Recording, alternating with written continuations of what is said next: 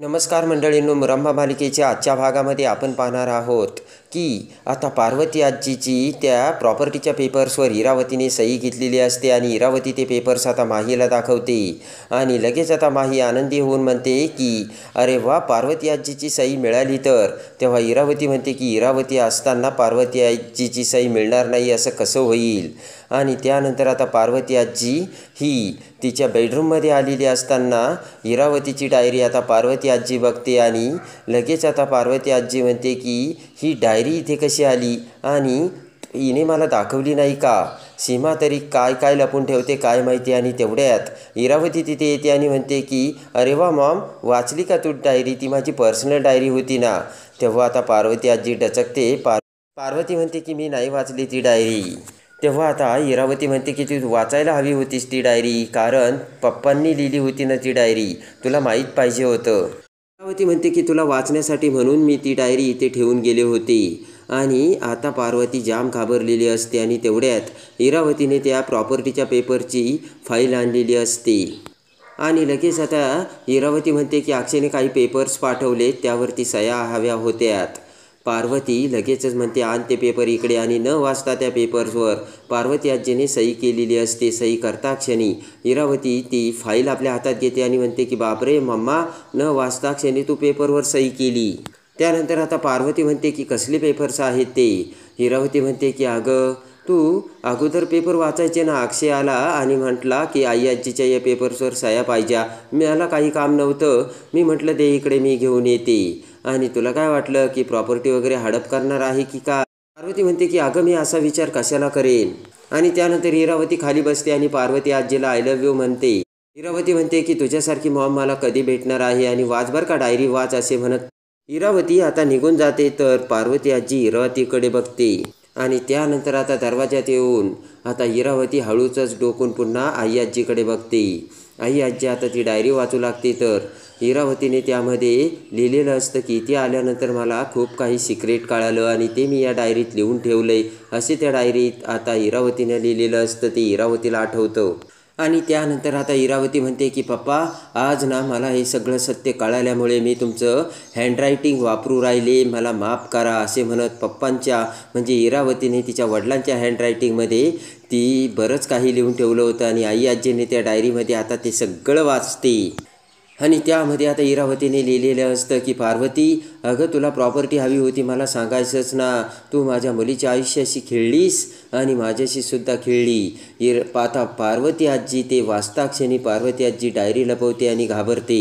इरावती दरवाजातून ते सगळं बघते आणि हे मी नाही ठेवू शकत या डायरीमध्ये असे म्हणत त्या डायरीतील ते सगळे पानं आता पार्वती आजी फाडून टाकते. आणि इरावती ते बघते. हे आता सगळं इरावतीला आठवतं. आणि इरावती आता माईला म्हणते की मला ना बुद्धिबळाचा खेळ खेळायला खूप आवडतो. आणि बुद्धिबळाच्या या खेळात आता वजीर आणि राजा दोन्हीही या बुद्धिबळाच्या पटावरती आपल्या बाजूने नाचणार आहेत असे इरावती माहीला बोलते. इकडे आता रमा ही भूषणला बाजूला घेऊन येते आणि भूषणसोबत बोलत असते. भूषणला सगळं काही सांगत असते. रमा म्हणते की माझ्या संसाराची घडी बसवण्यासाठी मी सगळं काही करते, पण व्यवस्थित जम बसत नाही आहे भूषण दादा. तेव्हा आता भूषण म्हणतो की ताडे, तू काही काळजी करू नको, मी तुझ्यासोबत आहे. तर आता रमा म्हणते की मला काही दिवसानंतर साईच्या घरातून सुद्धा निघावं लागणार आहे. आणि रमा म्हणते की त्यानंतर मी कुठे राहू, काय करू ते मला काहीच कळत नाही आहे. तर भूषण म्हणतो की तायडे, एका मोठ्या गोष्टीचा विचार करण्यासाठी एक छोट्या गोष्टीपासून सुरुवात केलेली नेहमीच चांगली असते. आणि त्यानंतर आता भूषण म्हणतो की समजा मला केरळला जायचं रिक्षा घेऊन, तर मला अगोदर सगळं काही प्लॅनिंग करावं लागतं. म्हणजे मला कुठे थांबायचं, कधी निघायचं आणि काय काय करायचं याचं प्लॅनिंग केलं ना तरच ती गोष्ट शक्य होते. आणि इकडे आता भूषण म्हणतो की आपण रिक्षाने केरळला जाऊ शकतो, तर मग माझी तायडी मोठा बिझनेस का नाही करू शकत, करू शकतो ना. तर आता रमा मान हलवते. आणि त्यानंतर विचार करत भूषण म्हणतो की पण तायडे, एक गोष्ट करावं लागेल, अगोदर तुझी राहण्याची सोय करावी लागेल. आणि तुला जे काही लागेल ना ते मी तुला पुरवीन थोडं थोडं. आणि तुझ्या खोलीची सुद्धा मी सोय करीन, तू काही काळजीच करू नको असे आता भूषण रमाला सांगतो.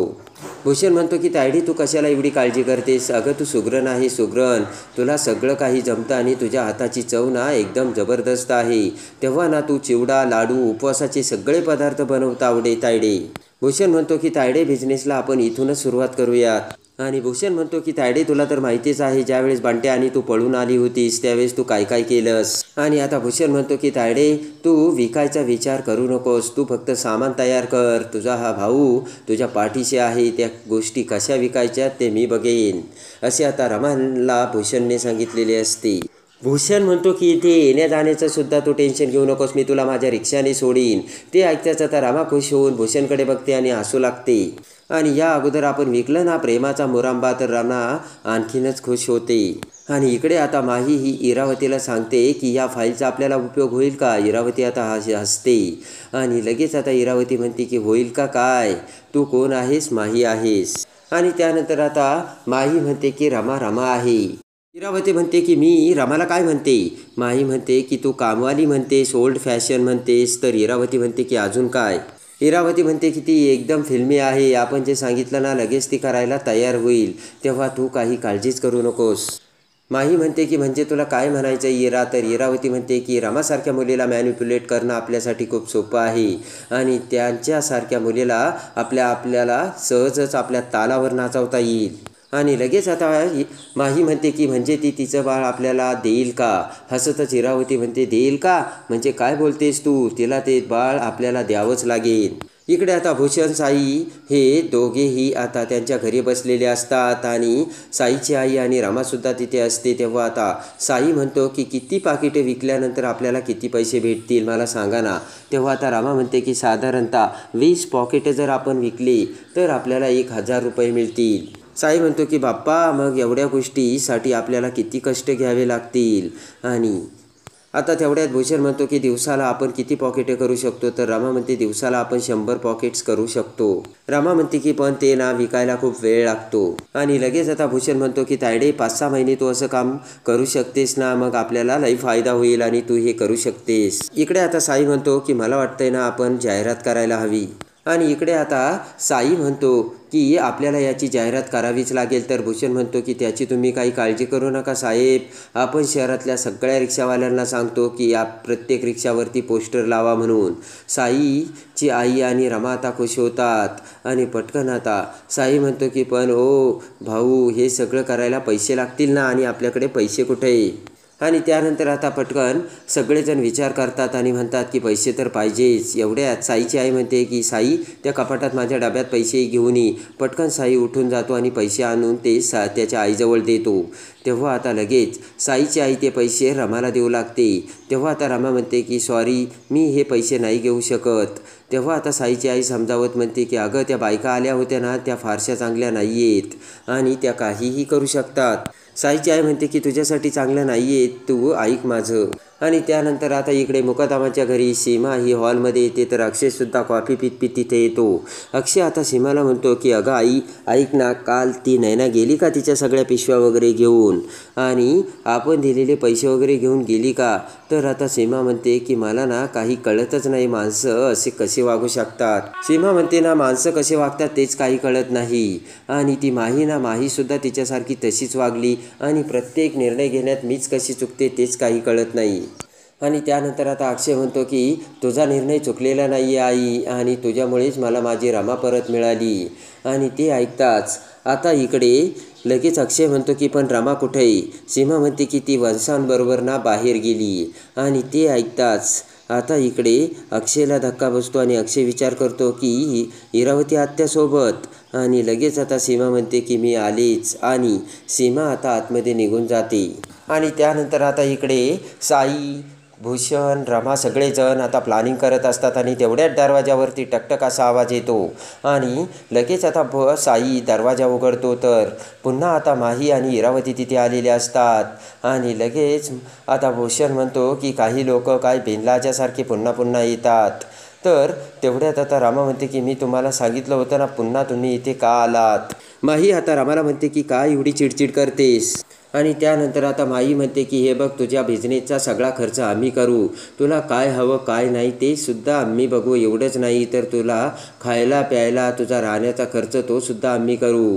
आणि लगेच आता रमा म्हणते की काही गरज नाही आहे त्याची, मी माझ्या बाळाचा ना व्यवस्थित सांभाळ करू शकतेस.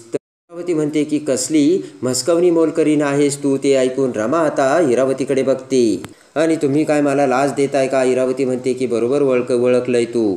आम्ही ना तुला लाचच द्यायला आलोय. इरावती म्हणते की लाच देण्याचे बेनिफिट्स तर तुला माहितीच आहे, तेव्हा ती लाच घे. आणि लगेच आता इरावती म्हणते की आम्ही ना तू काही जरी केलं, तू लाच घेतली काय नाही घेतली काय, आम्ही तुझं बाळ तर नेणारच आहोत. रमा आता चिडते आणि म्हणते की तुम्ही काहीही काय बोलता, मी माझं बाळ तुम्हाला नाही देणार म्हणजे नाही देणार. आणि त्यानंतर आता इरावती म्हणते की तू काय बोलतेस रमा, हे असं जर घडलं म्हणजे तुझे परमपूज्य जे मुकादम आहेत ना ते जर सगळे रस्त्यावरती आले आणि तुझ्या नवऱ्याला जर वनवन नोकरीसाठी भटकावं लागलं तर तू हे करणार नाहीस का. आता इरावती काय बोलते हे रमाला कळत नसतं. सगळेजण आता इरावतीकडे बघत असतात. इरावती म्हणते की विचार कर रमा, जर असं झालं तर त्यांच्याकडे काहीही शिल्लक राहिलं नाही आणि ते खरोखर जर रस्त्यावर आलं तर तुला त्यांच्यासाठी काहीतरी करावंच लागेल ना. आणि आम्हाला माहिती अक्षयसाठी तर तू काहीही करू शकतेस आणि म्हणून तुला हे सगळं करावंच लागेल, असे आता इरावती ही रमाला सांगते. आणि लगेच आता इरावती म्हणते की ती म्हातारी पार्वती आजी तुझी लाडकी आणि तिला धड उभंसुद्धा राहता येत नाही. या अशा वयात ती कुठे जाणार आणि कसे पैसे कमवणार. आता रमाला धक्का बसलेला असतो. आणि त्यानंतर इरावती म्हणते की तुझी लाडकी सासू ती सीमा काकू.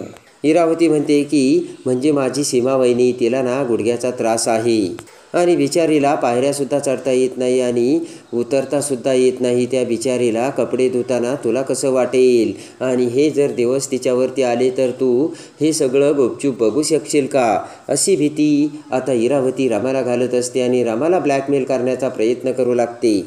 ते ऐकताच आता रमा म्हणते की असं काहीही होणार नाही आहे, तुम्ही कोणतेही असे वाईट विचार करू नका. तर आता इरावती म्हणते का नाही होणार. अगं रमा तू वेडी आहे, तू कुठल्या जमान्यात आहे. आता हे माहीना सगळी मुकदमाची प्रॉपर्टी तिने स्वतःच्या नावावर सुद्धा करून घेतली आणि हे बघ ही फाईल, असे म्हणत इरावती ती फाईल आता रमाकडे दाखवते. आता रमाला धक्का बसलेला असतो आणि लगेच आता इरावती म्हणते की अगं ही माई आहे, हिला ना काही फरक पडत नाही मुकादम रस्त्यावर आले काय आणि घरात राहिले काय. आणि इरावती म्हणते की तुझं तुझ्या नवऱ्यावरती खूप प्रेम आहे ना आणि ते भिकाऱ्यासारखी जर त्यांची अवस्था झाली तर तू काय करशील. रमा आता माहीकडे बघते आणि म्हणते की हो गा, तुझं त्यांच्यावरती खूप प्रेम आहे असं तू म्हणतेस ना आणि तू हे सगळं प्रॉपर्टीसाठी केलं ना. तर आता माही म्हणते की हो माझं प्रेम आहे, पण मला जर हे करण्यासाठी जर मला या रस्त्यावरती असं उतरावं लागलं तर मी ते सुद्धा करेन. ते ऐकताच आता रमाला आणखी मोठा धक्का बसतो. माही म्हणते की अशा वेळेस मला माझाच विचार करावा लागणार ना. तर रमा फक्त आता अवाक होऊन माहीकडे बघते. नंतर आता माही म्हणते की हे बघ, अक्षय फॅमिलीसाठी काहीही करू शकतो आणि जर मी अक्षयला सांगितले की तू ह्या प्रॉपर्टीच्या पेपर्सवर सह्या कर आणि नाहीतर तुझी सगळी फॅमिली रस्त्यावरती येईल, तेव्हा आता अक्षय पटकन हे सगळं काम करील. बरोबर आहे ना, असे आता लगेच माही ही रमाला समजावते. आता माही म्हणते की सगळं काही माझ्या हातात आहे, तेव्हा मी तुला सांगते ना, आता रमा मला फक्त आणि फक्त बाळ हवं आहे, कळलं का तुला. आणि जर ते तू दिलं नाही तर मी सगळ्या मुकादमांना रस्त्यावर आणील आणि अक्षयची अवस्था भिकाऱ्यासारखी करील. आणि त्यानंतर आता इरावती म्हणते की नाही तर मुकादमाच्या घरात तुझी सगळ्यात लाडकी व्यक्ती कोण आहे हे मी तुला सांगितलंच होतं, ओळख पाहू ती लाडकी व्यक्ती तुझी कोण आहे, बरोबर ना. तर आता रमाला ते सगळं आठवतं. रिसॉर्टमध्ये गेल्यानंतर इरावतीने फोन केलेला असतो आणि तुझी जी सगळ्यात आवडती लाडकी व्यक्ती आहे ना, जर तिचं काही झालं तर तू काय करशील, असे आता इरावतीने रमाला ब्लॅकमेल केल्याचे ते सगळं आता रमाला आठवते. आणि त्यावेळेस रमाने म्हटलेले असते की इरावती आत्या तुम्ही अर्थाला मध्ये का आणताय.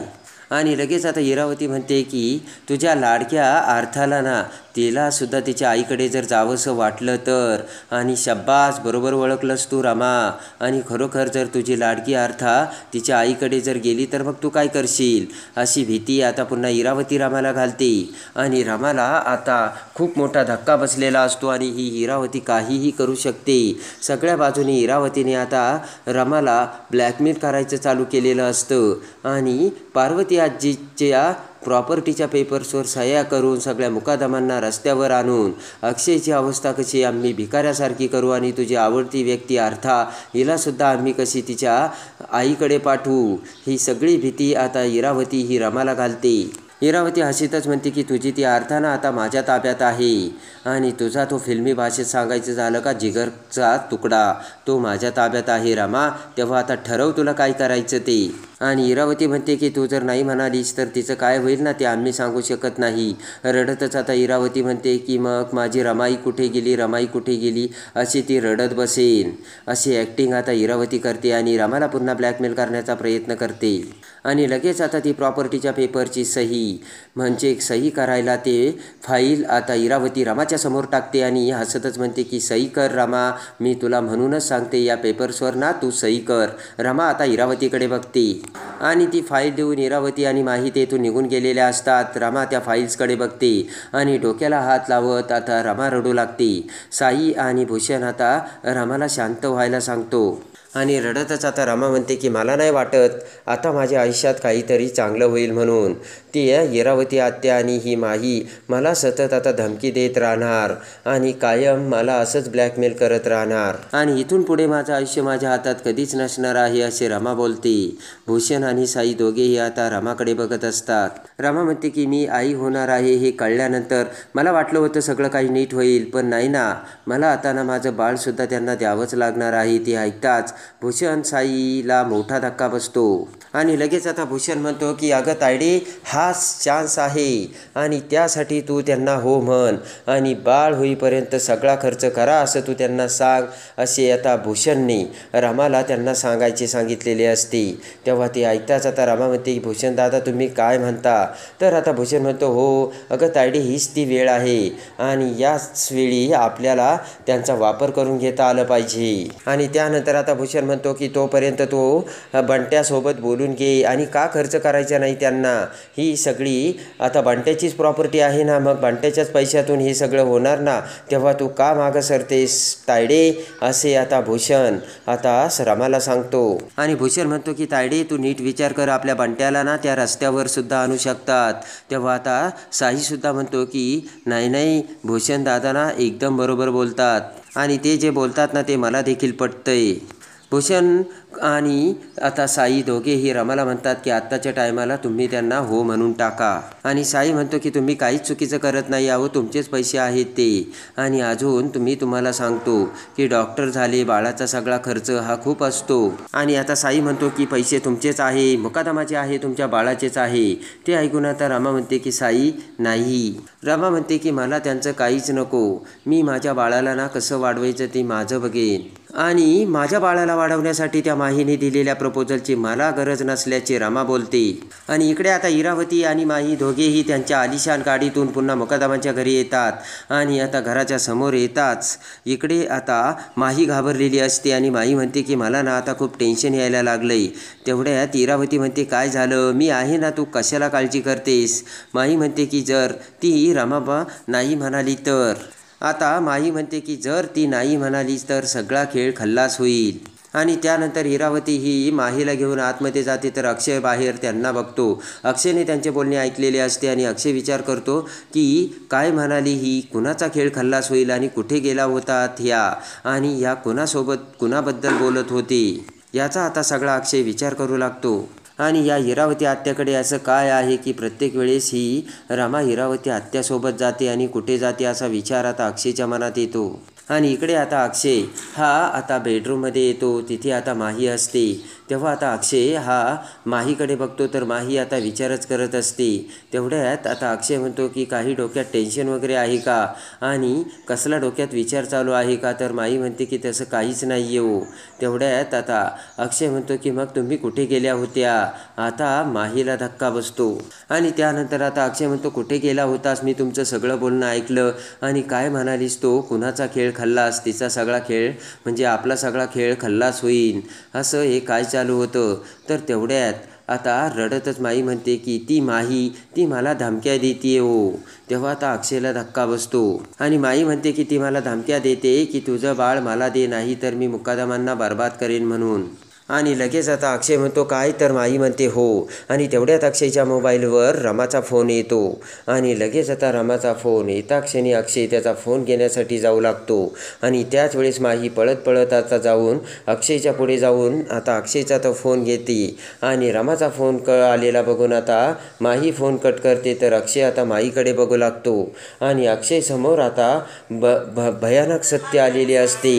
तर आता अक्षय आता कोणते पाऊल उचलणार आणि आता रमा अक्षयला तिचे सत्य सांगणार का आणि रमा तिचे बाळ आता माहीपासून कशी वाचवणार हे बघण्यासाठी आणि मुरंबा मालिकेच्या डेली अपडेटसाठी आपल्या चॅनलला लाईक करा, सबस्क्राईब करा.